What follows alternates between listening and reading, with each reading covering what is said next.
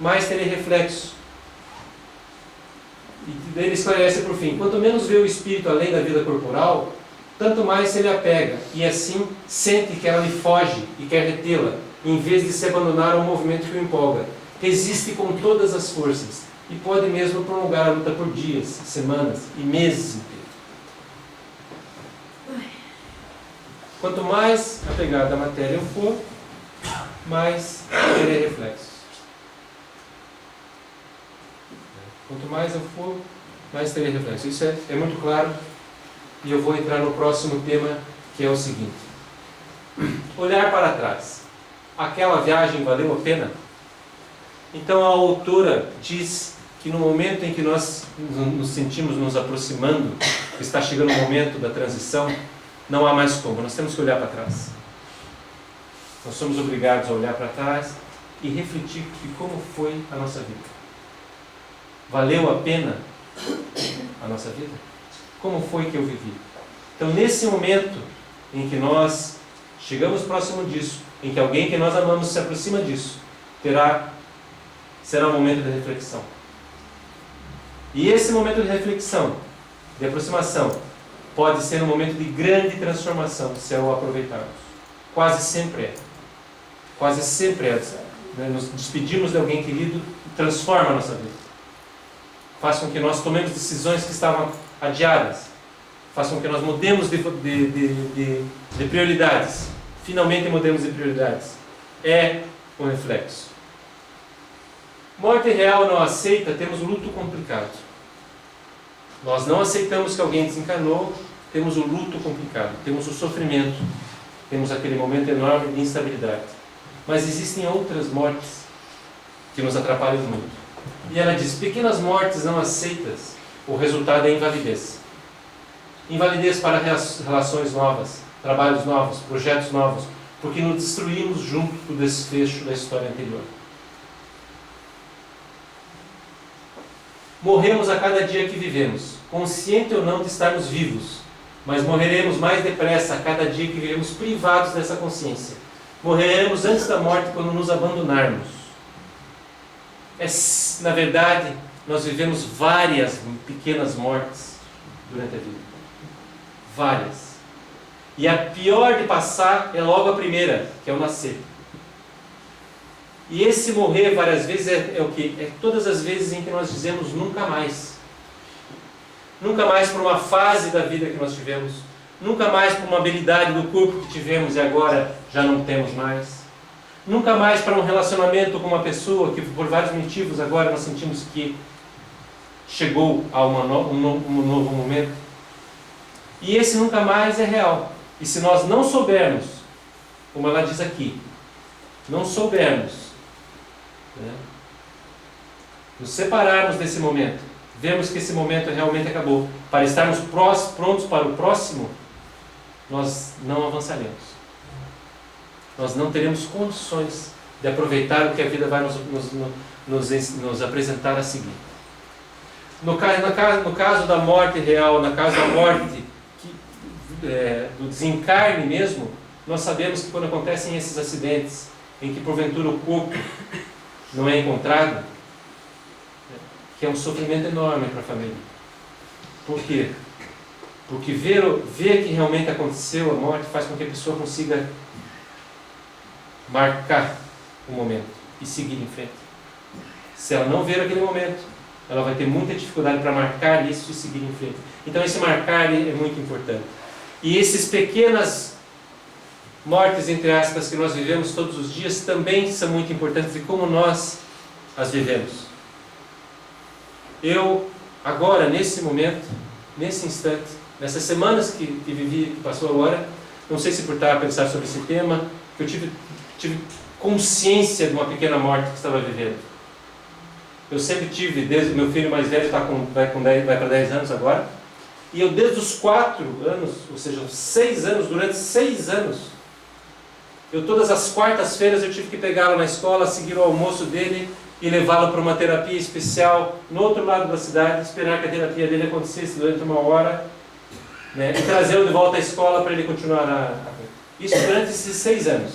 Então esse é o princípio. No começo foi muito difícil de acertar o horário e encaixar tudo isso. Na verdade tornou-se também um momento muito especial. Um momento em que eu estava com ele, só com ele, no meu carro, conversando. E aconteceram muitas coisas durante esses 6 anos. Foi um momento de muita proximidade com ele, foi um momento de ver o crescimento dele de uma maneira assombrosa. E agora, isso acabou. Essa rotina chegou ao fim. Por vários fatores, chegou o momento de acabar essa rotina. Eu não vou mais nas quartas-feiras ir na escola dele, aquele momento que tinha ali que eu convivia com os amigos dele, e levá-lo até a escola. Isso doeu. Isso doeu. Isso doeu, na verdade, porque marcou para mim, me chamou a atenção. Acabou uma fase. Nunca mais. Essa idade dele, nunca mais. Esses momentos, esses aí, acabaram. Isso dói. Isso marca. E o que acontece para a gente poder passar por essas pequenas mortes um pouco melhor? É como nós podemos olhar para trás. O que vai nos consolar, que nesse caso felizmente me consolou, é dizer, não, mas eu vivi bem isso. Essa fase, eu estava passando por ela, estava consciente que isso aqui vai acabar um dia. Deixa eu aproveitar. Deixa eu aproveitar a infância dos meus filhos. Porque isso aqui vai... Então, quanto mais nós conseguirmos estar vivendo, estarmos aproveitando o momento, melhor nós vamos conseguir também nos desapegarmos daquilo que acabou, para entrarmos numa nova fase, para abrirmos uma nova porta. Aquela janela que fechou vai abrir outra porta, outra fase, outro relacionamento. Se eu não for capaz de fechar aquela porta, eu não abro a outra. Não consigo seguir em frente. E assim vai ser com no nosso grande momento. Nós vamos olhar para trás, né? E quanto mais nós pudermos dizer, eu aproveitei, eu ali estive, mais tranquilos nós conseguiremos passar por esse momento. O que determina o significado do que foi vivido é como foi vivido. O tempo confere sentido àquilo que foi vivido. Olhar para trás. Ela fala nas conversas com os vários doentes dela, dos remorsos, na verdade, que cada um tem. Então nós vamos conversar sobre alguns deles. Eu gostaria de ter priorizado as minhas escolhas, ao invés de... Esse é um discurso muito recorrente. Eu gostaria de ter priorizado as minhas escolhas, em vez da escolha do meu pai, minha mãe, do ambiente em que eu me vivo, da sociedade, da pressão financeira, das necessidades que eu tinha, né? Eu gostaria de ter feito as minhas escolhas e não as fiz. Nessa questão aqui é muito importante nós, às vezes, olharmos com um pouco mais de sinceridade para essas decisões que nós tomamos no passado. Porque, na verdade, se nós somos bem justos, as decisões somos nós que tomamos. Pode ser que aquela decisão tenha sido totalmente condicionada por medo, por influência realmente de outras pessoas. Mas ali havia alguma coisa que eu fiz a opção. Eu fiz a opção para aquela coisa. E é importante nós termos essa honestidade conosco mesmo. Não jogarmos, né, a culpa em outros fatores dessa decisão. Há pouco tempo, no grupo que eu participo, numa associação que eu participo, num momento de autorreflexão que nós tivemos lá, veio a seguinte pergunta: você considera que você, durante a sua vida, tomou as suas decisões? Sempre foi você que tomou as decisões? Ou você foi levado? Ou as circunstâncias te levaram? E eu, no primeiro momento, pensei, por exemplo, na minha profissão. Não, eu fui levado. Naquele momento, várias circunstâncias da família, das necessidades, daquilo, eu fui levado e tomei a decisão da minha profissão. E naquele momento fiquei triste com isso. Uma decisão tão importante e eu fui levado pela decisão. Fiquei realmente triste com aquela decisão. E eu não sei se faz parte da terapia, não sei se quem propôs aquela pergunta já sabia, mas a verdade é que poucos dias depois, como se fosse um filme, assim, eu voltei atrás e vi exatamente como eu tomei essa decisão. Vi exatamente como eu cheguei a criar tabelas de prós e contras. Se eu fizer essa profissão, vai ter isso. Se eu fizer aquela profissão, vai ter aquilo. Se eu tiver aquela... Como é possível que eu pensei que não tomei a decisão? Como é possível? Ou seja, no tempo nós vamos esquecendo aquilo que foram as nossas prioridades. E deixamos de aproveitar aquela situação. Há pouco tempo atrás, conversava com uma pessoa que reclamava do seu casamento. Uma pessoa com hoje mais ou menos 63 anos e muito frustrada com o seu casamento. Tiveram filhos agora, porque ela diz, nós não temos nada em comum depois de todos esses anos. E muito triste com isso. E eu contei para ela exatamente isso que eu acabei de contar para vocês. Olha, eu passei por essa situação de achar que aquela decisão tinha sido levada, porque era isso que ela dizia. Não, as situações na época e eu acabei escolhendo mal com quem eu ia me casar. E eu contei exatamente essa situação para ela. E ela, rapidamente, de alguns dias, ela me falou que aquela conversa foi muito importante para mim. Porque eu também me passou um filme do que na época para mim foi importante. Na verdade, tudo aquilo que para mim era importante com quem eu ia me casar, esteve todo ali presente. Ele cumpriu tudo aquilo que eu queria. Todas as características que eram importantes para mim estavam ali. Ele cumpriu a parte. O que com o tempo você começa a querer mais? O pacote todo você não gosta. Aquilo que você escolheu veio, a pessoa muitas vezes cumpriu, fez o seu papel, foi um pai maravilhoso, foi um pai extremamente presente, foi um pai que procurou cuidar muito da família, isso era o mais importante para ela, naqueles 40 anos atrás. Agora, isso foi muito... Então, essa honestidade como é que nós tomamos realmente essas decisões, é importante nós refletirmos. Eu não demonstrei o meu amor, eu não demonstrei o meu afeto, é aquilo que eu já falei.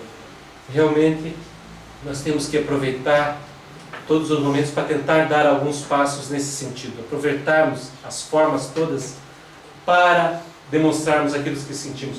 Inclusive as más. Quando conseguimos fazer isso com equilíbrio.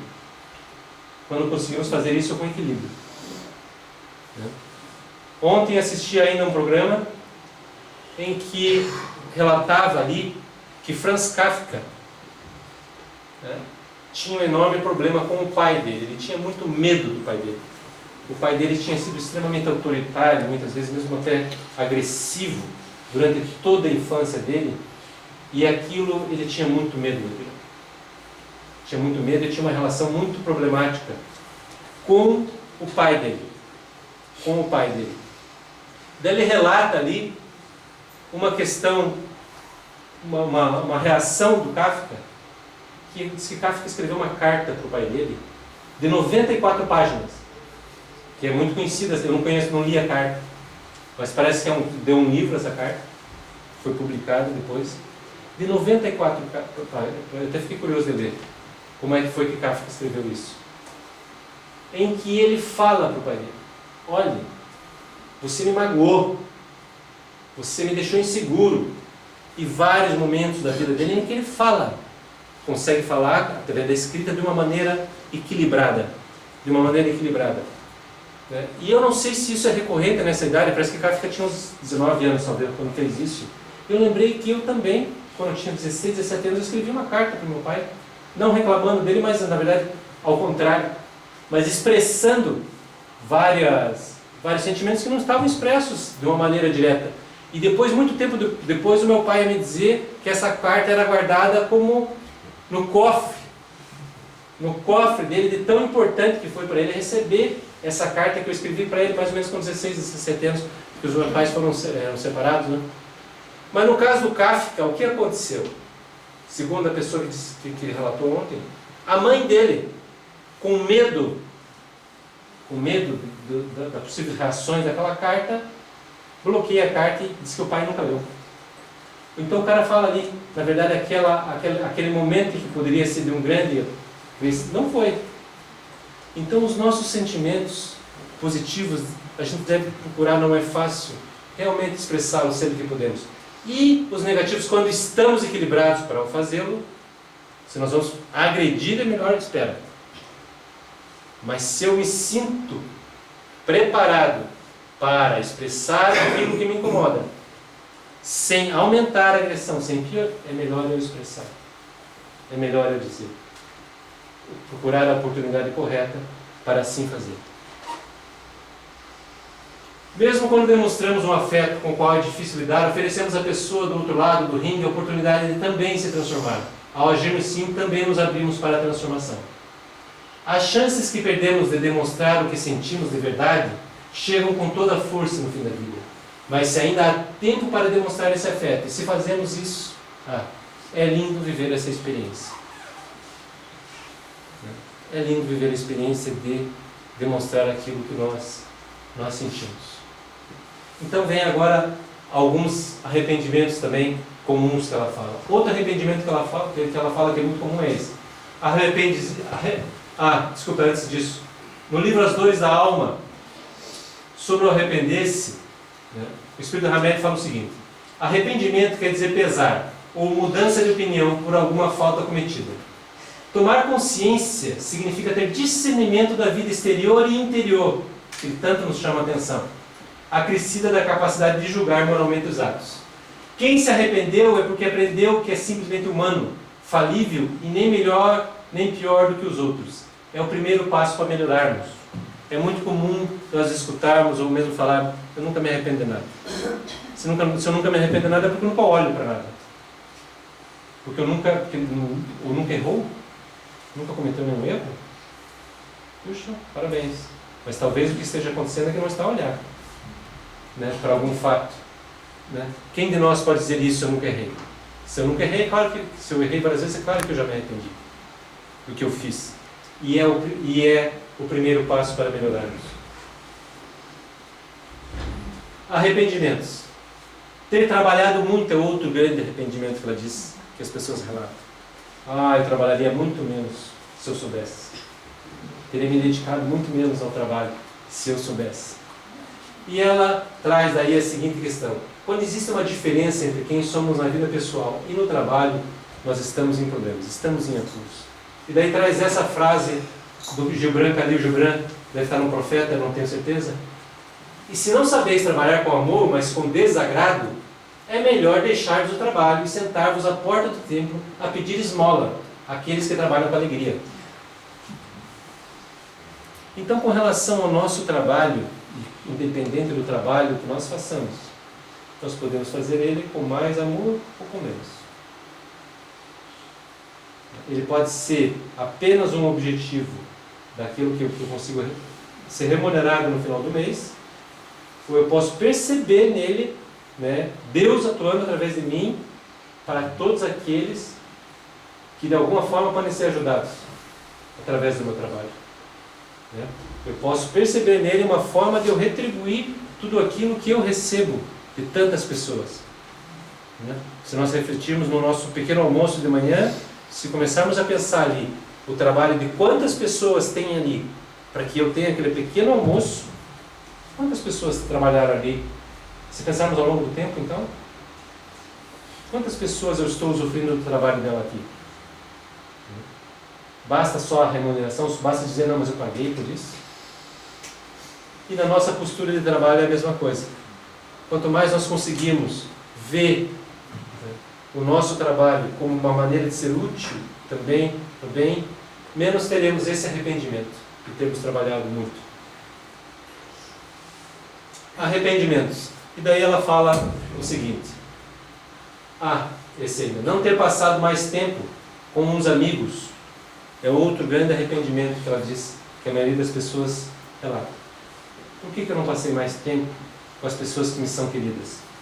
E ela diz assim: teremos mais tempo livre quando adoecermos. Desejaremos a companhia dos amigos, daqueles que nos reconhecem apesar da doença, apesar do sofrimento.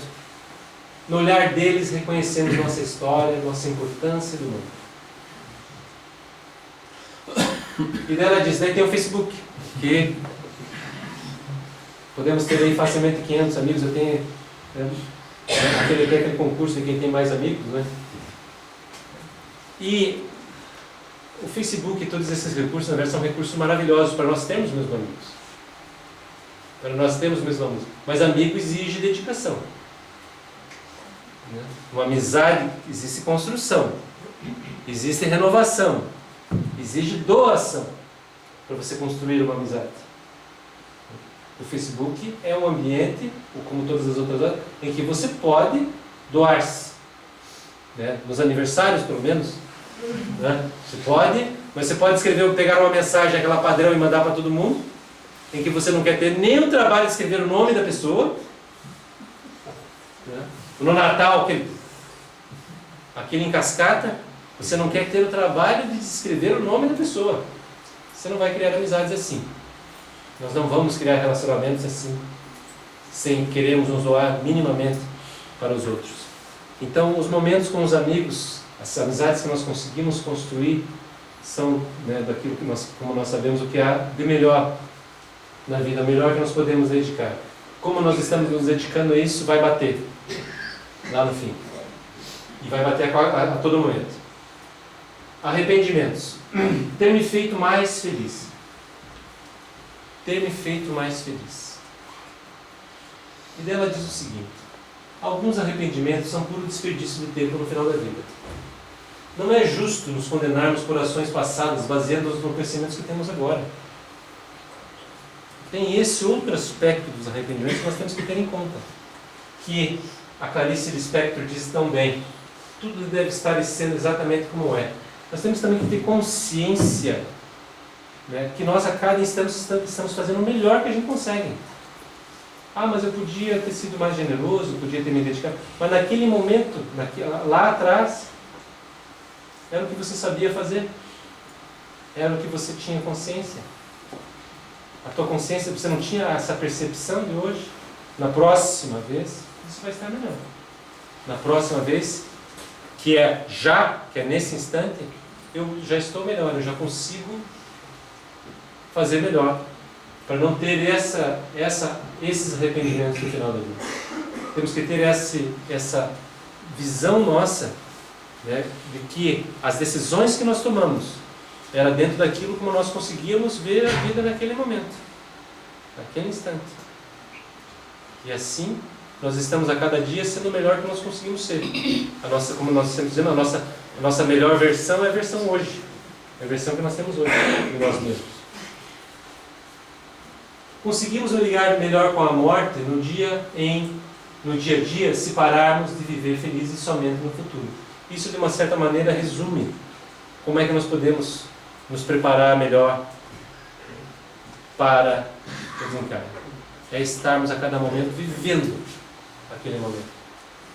Não estarmos esperando para sermos mais felizes amanhã, para sermos mais ativos amanhã, para cuidarmos mais dos nossos amigos amanhã, para dizermos aquilo que sentimos, aquilo que pensamos, do nosso afeto amanhã, procurarmos realmente estarmos presentes, estarmos no hoje, vivermos o agora. Isso é um desafio bastante grande. Eu não vou seguir porque não vai dar tempo do resto dos temas. O próximo tema é o luto, depois vem o tema de como estarmos e como ajudarmos as pessoas. Então eu vou encerrar aqui um pouco antes, e depois eu continuo na próxima vez, que salvo erro, vai ser no dia 1 de dezembro.